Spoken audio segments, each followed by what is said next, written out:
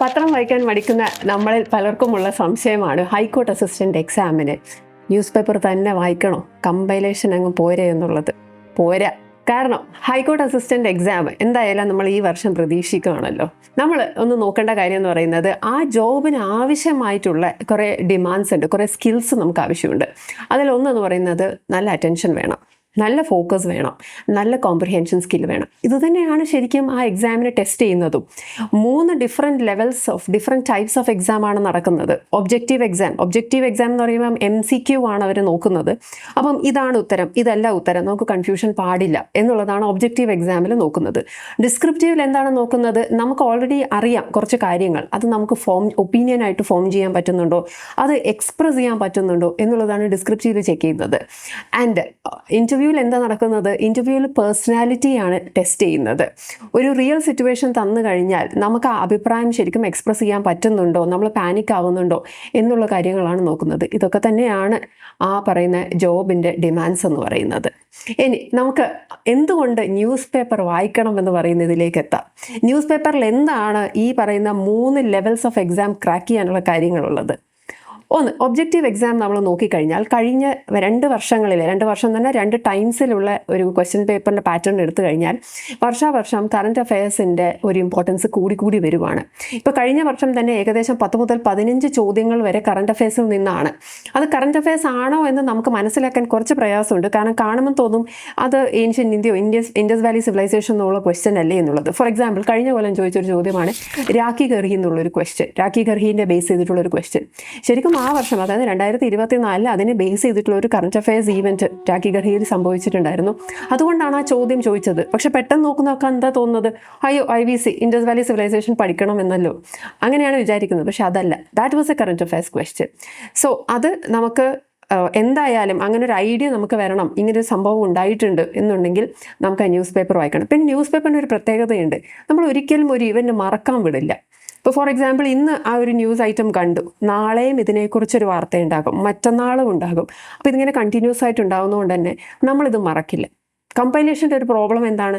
നമ്മൾ ഇന്ന് വായിച്ചു, ഒരു 10-40 ക്വസ്റ്റ്യൻ വായിച്ചു, നമ്മൾ മറന്നുപോയി. പിന്നെ വീണ്ടും റിവൈസ് ചെയ്യണം.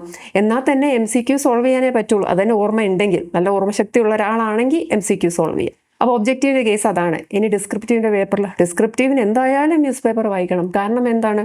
ഡിസ്ക്രിപ്റ്റീവിൽ ഒരു എസ്സേ ക്വസ്റ്റ്യൻ ചോദിക്കുവാണ്. അപ്പം ഈ ക്വസ്റ്റ്യൻ ചോദിക്കുമ്പം നമുക്ക് എന്തെങ്കിലുമൊക്കെ ഒരു ഐഡിയ വേണം. എന്താ ക്വസ്റ്റ്യൻ ചോദിക്കുന്നതെന്നുള്ളത് മനസ്സിലാക്കണമെങ്കിൽ നമുക്കൊരു ഐഡിയ വേണ്ടേ? നമ്മൾ ഈ ഐഡിയ എങ്ങനെയാണ് ഫോം ചെയ്യുന്നത്? It is through news paper. നമ്മൾ കാര്യങ്ങൾ വായിക്കുമ്പോഴും അതേപോലെ അതിനെക്കുറിച്ച് ചിന്തിക്കുമ്പോഴും മറ്റൊരാൾ എഴുതിയത് വായിക്കുമ്പോഴും ഒക്കെയാണ് നമുക്കത് ഒരു ഐഡിയ കിട്ടുന്നത്. And it is mostly current affairs. ഈ കറണ്ട് അഫെയർസ് എന്ന് പറയുമ്പോൾ നമ്മളെ പിന്നെ ഒരു സംശയം വരും, എന്നാൽ പിന്നെ നമുക്കത് തേർഡ് പാർട്ടി ആപ്സായ ഇൻസ്റ്റഗ്രാമിൽ നിന്നോ അല്ലെങ്കിൽ യൂട്യൂബിൽ നിന്നൊക്കെ കിട്ടുന്നത് പോരെ എന്ന്. അതിൻ്റെ ഒരു പ്രോബ്ലം എന്ന് പറയുന്നത് അതിലൊരു ഫിൽറ്റർ ബബിൾ ഉണ്ട്. അതൊക്കെ ഫിൽറ്റർ ചെയ്തിട്ടും ആൽഗരിതം ബേസ് ചെയ്തിട്ടും ഒക്കെയാണ് വരുന്നത്. അത് തന്നെ ക്വസ്റ്റ്യൻ ചോദിക്കണം എന്നില്ല. ന്യൂസ് പേപ്പർ വായിക്കുമ്പം നമുക്ക് ഡിസ്ട്രാക്ഷൻസ് കുറവാണ്. പിന്നെ നമുക്ക് ഇഷ്ടപ്പെട്ട ന്യൂസ് മാത്രമൊന്നുമല്ല, എക്സാം പെർസ്പെക്റ്റീവിലുള്ള ന്യൂസും നമുക്ക് കിട്ടും. So that is very important. അത് മാത്രമല്ല, ഇപ്പോൾ ന്യൂസ് പേപ്പറിൽ നമുക്ക് ഇൻഡെപ്ത് ആയിട്ടുള്ള ഒരു അനാലിസിസ് കിട്ടും. That is very very important. Descriptive എഴുതണമെങ്കിൽ ആദ്യം ഇത് വായിക്കണം, വായിച്ച് മനസ്സിലാക്കണം. ആദ്യത്തെ 2 ദിവസം വായിക്കുമ്പം, പ്രത്യേകിച്ച് വായനാശീലം, ന്യൂസ് പേപ്പർ വായിച്ച് ശീലം ഇല്ലാത്ത ഒരാൾക്ക് ഇതെന്താണെന്ന് മനസ്സിലാക്കാൻ തന്നെ 1-1.5 ആഴ്ച എടുക്കും. അപ്പോൾ 1.5 വീക്സ് കഴിഞ്ഞതിന് ശേഷമായിരിക്കും നമുക്ക് മനസ്സിലാവുന്നത്, okay, this is what it says. And then നമുക്കൊരു അനാലിസിസ് കിട്ടും. പിന്നെ നമുക്ക് അഭിപ്രായം പറയാൻ തോന്നും. ഒരാൾ സംസാരിക്കുമ്പോൾ അഭിപ്രായം പറയാൻ തോന്നും, നമുക്ക് എഴുതാൻ പറ്റും. അപ്പോൾ ഇതൊരു വളരെ സ്ലോ പ്രോസസ്സാണ്. ഓവർനൈറ്റോ അല്ലെങ്കിൽ ഒരു 1 വീക്ക് കൊണ്ടോ നമുക്ക് സാധിക്കുന്ന ഒരു കാര്യമല്ല, പ്രത്യേകിച്ച് വായിച്ച ശീലമില്ലാത്ത ഒരാൾക്ക്. സോ ഡിസ്ക്രിപ്റ്റീവ് പേപ്പറിൻ്റെ കാര്യം അതാണ്. നമുക്ക് ഇൻഫോംഡ് ഒപ്പീനിയൻ ആയിരിക്കണം, ഒരു ബ്രോഡ് മൈൻഡഡ് ആയിട്ടുള്ള ഒപ്പീനിയൻ ആയിരിക്കണം. പരോക്കിയൽ അല്ലെങ്കിൽ നാരോ ആയിട്ടുള്ള വ്യൂസ് ഒന്നും അല്ല വേണ്ടുന്നത്. നമുക്ക് വേണ്ടുന്നത് ഒരു ബ്രോഡ് മൈൻഡഡ് ആയിട്ടുള്ള വ്യൂ ആണ്. എഴുതാൻ പോയിന്റ് വേണം. ഇതൊന്നും നമുക്ക് ബൈഹാർട്ട് പഠിക്കാൻ പറ്റില്ല. എന്ത് ക്വസ്റ്റ്യൻ ചോദിക്കുന്നത് നമുക്ക് എങ്ങനെ അറിയാം? സോ അതുകൊണ്ട് തന്നെ നമുക്ക് എഴുതാനുള്ളൊരു സ്കില്ല് വേണം. സ്കില്ല് വേണമെങ്കിൽ നമുക്ക് എന്ത് വേണം? ഐഡിയാസ് വേണം. രണ്ടാമത്തത്, കോംപ്രിഹെൻഡ് ചെയ്യണം. ഇപ്പോൾ ഒരു പാരഗ്രാഫ് തന്നിട്ട് അതിനകത്ത് എന്താണ് പറഞ്ഞിരിക്കുന്നത് എന്നുള്ളത് പെട്ടെന്ന് ഒരാൾക്ക് വായിച്ചെടുക്കാൻ പറ്റുന്നത് എപ്പോഴാണ്? നമുക്ക് ആ പാരഗ്രാഫിൽ പറഞ്ഞിരിക്കുന്ന കാര്യത്തെക്കുറിച്ച് ഒരു ചെറിയൊരു അറിവുണ്ടെങ്കിൽ. അറിവ് എങ്ങനെ ഉണ്ടാക്കാൻ പറ്റുന്നത്? വായിച്ചാൽ. എന്ത് വായിച്ചാൽ എന്ത് പാരഗ്രാഫാണ് കൂടുതൽ വരുന്നത്, കറണ്ട് അഫയേഴ്സ് റിലേറ്റഡ് ആയിട്ടുള്ള എന്തെങ്കിലും കാര്യമായിരിക്കും. സോ അതുകൊണ്ട് തന്നെ നമുക്കത് വായിക്കണം. Praisy writing, it is summarising എങ്ങനെയാണ് ചെയ്യുന്നത്? In your own words. So the better thing, ഏറ്റവും ബെറ്റർ ആയിട്ടുള്ളൊരു കാര്യം എന്ന് പറയുന്നത് റീഡ് ഇംഗ്ലീഷ് ന്യൂസ് പേപ്പർ. കാരണം English is the language of the court. അതുകൊണ്ട് തന്നെ ഇംഗ്ലീഷ് വായിക്കുന്നത് ഇമ്പോർട്ടൻ്റ് ആണ്. ഇംഗ്ലീഷ് വായിക്കണം. ഇംഗ്ലീഷിലാണ് നമ്മൾ ക്വസ്റ്റ്യൻ പേപ്പർ ചെയ്യാൻ പോകുന്നത്. ആൻഡ് എക്സ്പ്രസ് ചെയ്യണമെങ്കിൽ ഇംഗ്ലീഷിലാണ്. ഇൻ്റർവ്യൂ ആണെങ്കിൽ പോലും ഇംഗ്ലീഷിൽ തന്നെയാണ് മോസ്റ്റ്ലി വരുന്നത്. ഓക്കെ, സോ അതാണ് ഡിസ്ക്രിപ്റ്റീവിൻ്റെ കാര്യത്തിൽ നമുക്ക് ഇംഗ്ലീഷും അതേപോലെ തന്നെ കറണ്ട് അഫയേഴ്സും ഇമ്പോർട്ടൻ്റ് ആയിട്ട് വരുന്നത്.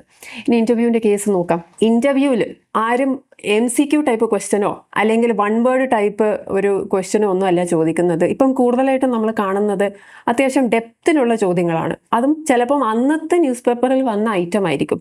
അത് അന്ന് രാവിലെ വായിച്ചു കഴിഞ്ഞാൽ നമുക്കൊന്നും മനസ്സിലാവില്ല if you don't have that habit of reading the news paper. അപ്പോൾ അതുകൊണ്ട് തന്നെ ന്യൂസ് പേപ്പർ സ്ഥിരമായി ഒരു കൊല്ലമായിട്ട് വായിക്കുന്ന ഒരാൾക്കാണെങ്കിൽ ആ ന്യൂസ് പേപ്പർ വായിച്ചു കഴിഞ്ഞാൽ, ആ ഐറ്റം വായിച്ചു കഴിഞ്ഞാൽ ഇതാണ് കാര്യം, ഇതിന് മുമ്പ് ഇങ്ങനെ ഒരു ഇൻസിഡൻറ്റ് ഉണ്ടായിരുന്നു എന്നൊക്കെ പറഞ്ഞിട്ട് നമുക്ക് ആ മെമ്പറിനെ, ബോർഡ് മെമ്പറിനെ നമുക്കൊന്ന് ഇംപ്രസ് ചെയ്യിക്കാൻ പറ്റും. That is what interview is all about. ഇൻ്റർവ്യൂവിൽ നമുക്ക് ആളെ ഇംപ്രസ് ചെയ്യണം, നമുക്ക് മാക്സിമം മാർക്സ് സ്കോർ ചെയ്യണം. അപ്പോൾ അതുകൊണ്ട് തന്നെ ഡെപ്ത്, ആ നോളജിൽ ഡെപ്ത് ഉണ്ടെന്ന് അവരെ അറിയിക്കണം. അതിന് നമുക്ക് എന്ത് വേണം? ന്യൂസ് പേപ്പർ വേണം. അഭിപ്രായം ഫോം ചെയ്യണം. ഒറ്റ രാത്രി കൊണ്ട് അഭിപ്രായം ഫോം ചെയ്യാൻ പറ്റില്ല. അങ്ങനെ ഫോം ചെയ്ത അഭിപ്രായം ശരിയായിരിക്കില്ല. അപ്പോൾ അതുകൊണ്ട് ഇൻഫോംഡ് ആയിട്ടുള്ള ഒപ്പീനിയൻ ഫോം ചെയ്യണമെങ്കിൽ നമുക്ക് എന്ത് വേണം? ന്യൂസ് പേപ്പർ വേണം. ഇനി പത്രമായിട്ട് വേണമെങ്കിൽ വായിക്കാം, ഡിസ്ട്രാക്ഷൻ കുറവായിരിക്കും. നോട്ടിഫിക്കേഷൻസോ കാര്യങ്ങളോ ഒന്നും തന്നെ ഇല്ല. ന്യൂസ് പേപ്പർ വായിക്കുക, ഒരു ചായ കുടിക്കുക, ശീലമുണ്ടെങ്കിൽ എന്നിട്ടത് വായിക്കുക. ഇനി അതല്ല, ഇങ്ങനെയുള്ളൊരു പേപ്പർ ബൾക്കി ആയിട്ട് തോന്നുവാണെങ്കിൽ ഈ പേപ്പർ അവൈലബിൾ ആണ്. അത് നമുക്ക് ഫോണിലോ ടാബിലോ ലാപ്ടോപ്പിലോ എങ്ങനെയാണെന്ന് വെച്ചാൽ സൗകര്യം പോലെ വായിക്കാവുന്നതാണ്. But every day regular reading of the newspaper is very important. Regular ആണെങ്കിൽ നമുക്ക് ഒരു അരമണിക്കൂർ സമയം ചിലവാക്കിയാൽ മതി. എല്ലാം കൂടി ഒരുമിച്ച് 5 ദിവസത്തെ പേപ്പർ ഒരുമിച്ച് വായിക്കാൻ നിൽക്കരുത്. That is a very boring affair. ഇതൊക്കെ അങ്ങനെ പെട്ടെന്ന് നമുക്ക് വായിച്ചെടുക്കാവുന്നതേ ഉള്ളൂ. ഇനി കമ്പൈലേഷൻ വായിച്ചേ പറ്റൂ എന്നുണ്ടെങ്കിൽ വായിക്കാവുന്നതാണ്. എക്സാമിൻ്റെ കുറച്ച് ദിവസം മുമ്പ് റിവൈസ് ചെയ്യാനായിട്ട് ഉപയോഗിക്കാം. പക്ഷേ ന്യൂസ് പേപ്പർ വായിക്കുന്നത് മറക്കരുത്.